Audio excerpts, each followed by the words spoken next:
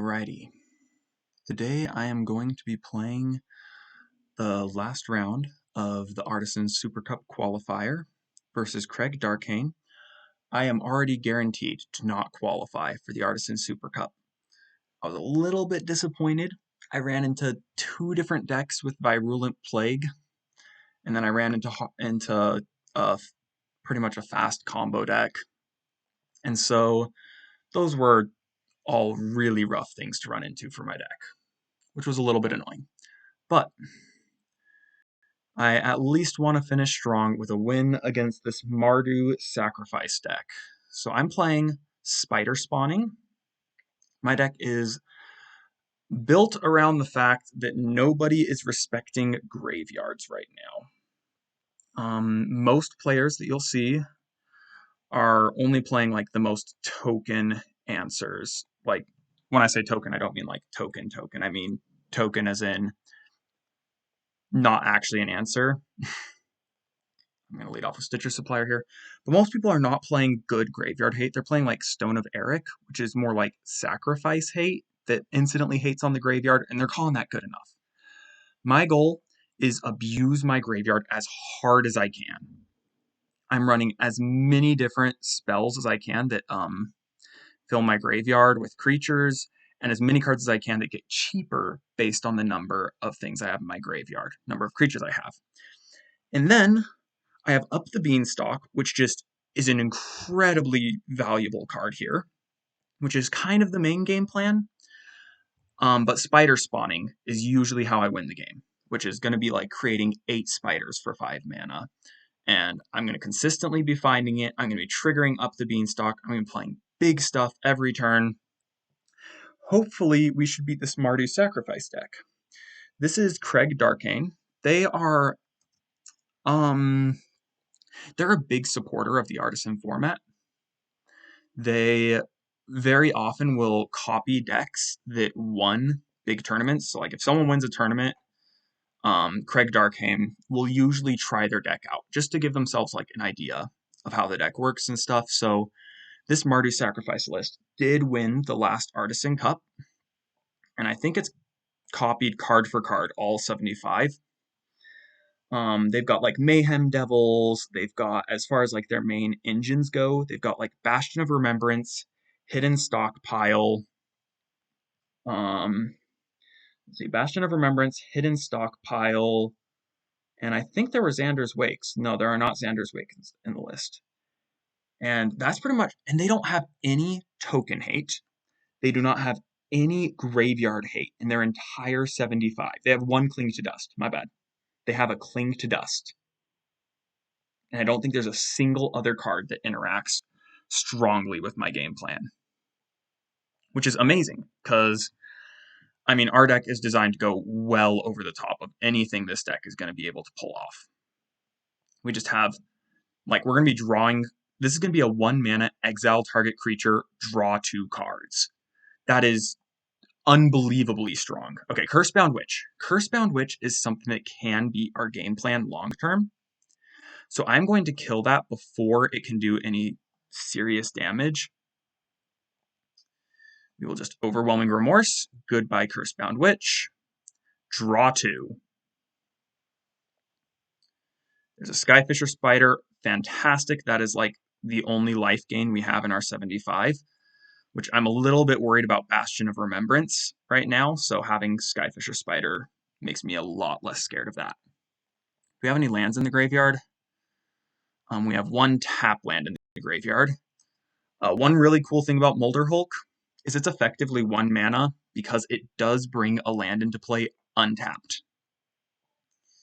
So it is very strong in that regard once we get to the late game. There's only 2 copies of it in the deck because it is much harder to turn on than like Writhing Necromass. But man, it is strong in the mid game. So like, look, we're just going to Molder Hulk. Trigger Up the Beanstalk twice. This is a 1-mana 6/6 draw 2. Oh my gosh, that's another one. Sadly, I'm not really... Oh wait, I will, because I'm going to return this Riveteer's Overlook straight to the battlefield. It'll sacrifice itself. Also, my opponent has not gotten any red mana. That's good news for us. But it is something to keep in mind that most of the cards that are stuck in our opponent's hand right now are probably red cards. Let's drop another Molder Hulk. Keep our life total high with big, hard to deal with blockers. Draw 2, yep. I am going to discard a Stitcher Supplier end of turn because I just do not want to mill much anymore. My main worry at this point is actually going to be milling out. I think I'm set up to win pretty much regardless of what happens. My opponent doesn't have any main deck sweepers. So like once I start finding spider spawnings, I'm going to go off pretty hard. I still had a land. Oops. I could have maybe played a Stitcher Supplier this turn, but yeah, I'm not sure I want to. I really think my main goal here is going to be just get big spider spawnings, and I've already got 2 up the beanstalks down. I do not want a 3rd up the beanstalk. I'm worried that if I played a 3rd up the beanstalk, I would die. Before I would die, I would mill out before I can kill my opponent. So yeah, not playing that card. Let's see. Generous Ent costs all but 1 of my mana. Yeah, we'll start with that. Hopefully draw into some more mana or something. Draw. And draw. There's a land for us. Wonderful. Okay, opponent obviously is going to like Deadly Dispute, get some value out of these Shambling Gas and this Cursebound Witch, but we have so many big threats at this point that we just push damage. We honestly just push the damage. If our opponent removes an Up the Beanstalk, we're fine. If our opponent doesn't remove an Up the Beanstalk, we're fine. If they remove our creatures, we're still just waiting for the spider spawning. I'm feeling very favored. This is what most of the field, most of the matchups in this tournament were things like this, and I'm really sad I got the matchups I did because I think I could have qualified for the Super Cup. I just paired straight off into Endless Number, and Endless Number, shout outs to them, fantastic player who does not make assumptions. They have a game plan for every situation, and I have a lot of respect for him. He's a great player. Okay, Circle of Landroot. I'm playing it now because I don't want to discard to hand size. Question is, do I mill? I think so. This will get me closer to spider spawning. Yeah, because even if I mill 1 over at this point, I can just start casting them. Fatal Push. Yeah, sure. That's like the first card that was worth Fatal Pushing, I think, that my opponent has played. Kind of crazy. All right, I do not want the Riveteer's Overlook because I do want to because I want to keep my deck full. I'm literally thinking about mill out. That's the like only thing I'm actually scared of from the opponent. Torment of Scarabs. Sure. Torment me. Sacrifice a non-land permanent or discard a card. I'm going to discard a card because that's actually good value for me right now. Okay. Generous Ent comes down. Gets us a food token. I'm doing this pre-combat because if I get a card that removes the Shambling Ghast, I will just play it. Yep. And this is another benefit of this deck. Even if our opponent had Graveyard Hate in their sideboard, so like let's assume that they were playing like Soul Guide Lantern or whatever. We have 1, 2, 3, 4, 5, 6, 7, 8, 16 cards in our deck that help us find lands. So eventually we will just start hard casting our land cyclers, which is just such a good game plan. It's such a good place to be. Okay, what am I worried about from the opponent? Okay, Stone of Eric is just a good card against Sacrifice in general. That'll stop Cursebound Witch from doing anything giga crazy. Deadly Dispute, Plumb the Forbidden. Claim the Firstborn is pretty useless against me. Bastion of Remembrance, a little bit scary, so maybe I do want any life gain I can get. So I think I'll trim a Stitcher Supplier. I want to trim Skyfisher Spider. Eccentric Farmer, how well do you block things? All of my opponent's creatures are either 1 power or 3 power. I really like Eccentric Farmer as a 2/3 body, but it does not feel significant here. And Mire Triton just dies to things, though. That dies to Shambling Ghast. Oh. Alright, this is a weird choice. But Viconia is a good blocker, and if I can steal an opponent's Mayhem Devil, how easily can they kill it? Oh, they could claim the Firstborn and stuff. Yeah, I don't want that. Haywire Might, not too useful. Do I just keep the Eccentric Farmer in? Or Stitcher Supplier? Yeah, let's do Stitcher Supplier. We just want to find our spider spawnings, because my opponent, even after sideboarding, they have Cling to Dust that they're probably bringing in. Maybe they're bringing like Rite of Oblivion to answer Beanstalks. And they have 2 sweepers in their sideboard, but they're only -1/-1 sweepers. And notably, the spiders we will be making are 1/2s. This is such a good hand. This is the closest I've ever come to keeping a 0-lander. Such a good 0-lander, but I cannot keep that. Okay. More reasonable hand. We'll keep 6. Witch's Cottage is in the deck because it is technically a swamp, and it is actually very useful to tutor up with a troll in some games. We'll get tap land out of the way. Satyr Wayfinder hopefully finds us a land drop next turn. Okay, Blood Tithe Harvester, sure. Opponent can actually kind of put pressure on us this game. Okay, Satyr Wayfinder, please do not whiff. We are a very low land count, so Satyr Wayfinder does whiff pretty often compared to the average deck. It's not like super often, but if you're used to using Satyr Wayfinder, you would not expect it to be as bad as it is in this deck. Okay, next turn, we can cycle Troll, play Undead Butler. That seems pretty solid. Oh, sweet. You want to fill our graveyard for us, opponent? I'm down to have our graveyard filled. I would love to draw basic Swamp here, almost more than anything. Riveteer's Overlook. Okay.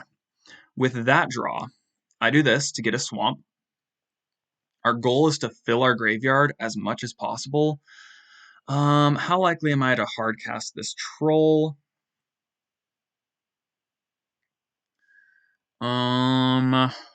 Do I want to cycle the Troll? If I want to cycle the Troll, I want to do it this turn and Stitcher's Supplier. I do want to cycle the Troll. I'm trying to get to 7 land drops. This also gives me a nice blocker for Blood Tithe. Undead Butler, I don't really have much that I want to grab from the graveyard right now. So yeah, this is the right play. Next turn, we will be at least able to play 1 Writhing Necromass. Unless our opponent, like, goes... No, there's no way they could multiply. Yeah, they can't do multiple Cling to Dust. Impossible right now. Cling to Dust, incredible card. I recommend people run it as a 1-of in a lot of decks. But yeah, this is a situation where this deck list, I think Mardu's Sacrifice is strong, but the way that this specific deck is built, it did win a tournament, but there's just some big weaknesses that it just doesn't have covered. And I think our deck that we're playing right now is a great example of a weakness of it. Like, the only way that I see myself losing is like burning out to direct damage, which could happen, but it's not super fast at doing that. Our opponent's deck just is not that good at burning. Okay, cycle the Troll. I now have 2 1/1 and 1 mana Writhing Necromasses. And Spider spawning is going to be strong. Okay, I guess I'll just grab the Swamp here. I want 3 black mana next turn so I can Necromass Butler. Yeah, oh. Or I can do this instead. I will up the Beanstalk. Draw myself a card. This is so busted. This is incredibly busted. Oh, that turns off Bastion of Remembrance. That's so good. I don't think our opponent's going to go off with Bastion of Remembrance just yet. So I think we do just develop our board and save this for like next turn when they may be a little bit more invested in trying to burn us out. So we're going to go Necromasses first. Oh, it's another Up the Beanstalk. Do we want another Up the Beanstalk with 35 cards left in deck? I think that depends on how much action we draw. If we have like things to be doing with our mana, I don't think we just pop Up the Beanstalk immediately. Terramorphic Expanse, nice. Pings us for 1. Bonk. Okay. I mean, they've got all their mana much better than in the first game. I think, also, speaking of decks that are not fleshed out well enough, I think our deck also has some issues in that regard. We lose pretty hard to combo decks. Our deck doesn't actually put that much pressure on our opponents quickly. We're fine against, like, aggro decks because we do develop a board presence. It's just a bunch of, like, 1/2s. But we don't really have a lot of instant speed removal or even just interaction in general in our deck. So I think if I were to remake this deck for the future, I would have some cut downs main deck along with the ones in the sideboard. Okay, we'll play a Takasio's Dig Site, sure. And do we just start drowning our opponent? We've got how much mana? Not a ton. All right, let's see if our opponent blocks this. Okay. I shouldn't have attacked there, come to think of it. I will up the Beanstalk here. Little bit risky. Not super, but a little bit risky. Pays off. We will Writhing Necromass. That's a good blocker. Draw. It's a Circle of the Land Druid. More important than Circle of the Land Druid at this point, I think, is just Stone of Eric. So as it stands, my opponent does not have anything good to sacrifice to Rite of Oblivion. So I'm just going to hope this is good enough to slow down our opponent significantly. Like, if they do Rite of Oblivion to get rid of our Stone of Eric, they're like losing Blood Tithe Harvester and they're spending all of their mana. Okay, I will lose a Writhing Necromass. Oh, that's cute. Shieldred's Edict with Mayhem Devil. I like it. That's a cute play. I would love a Witch's Cottage at this point to get back a Skyfisher Spider to just guarantee we have enough life gain to keep going. Okay, Mayhem Devil pings, Rite of Oblivion gets rid of that, and our opponent is recognizing they have to be the aggro deck to win here. But with Stone of Eric, it's going to be hard for them to have a lot of reach. Okay. Passes the turn.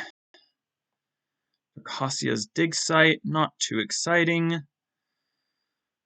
Okay, so we have 1, 2, 3, 4, 5, 6 mana.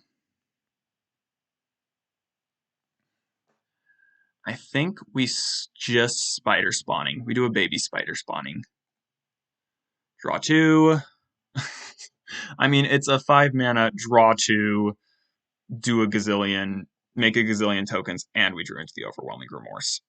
Jeez, this deck is broken. Holy cow, like, ugh. How did we lose 2 of the games?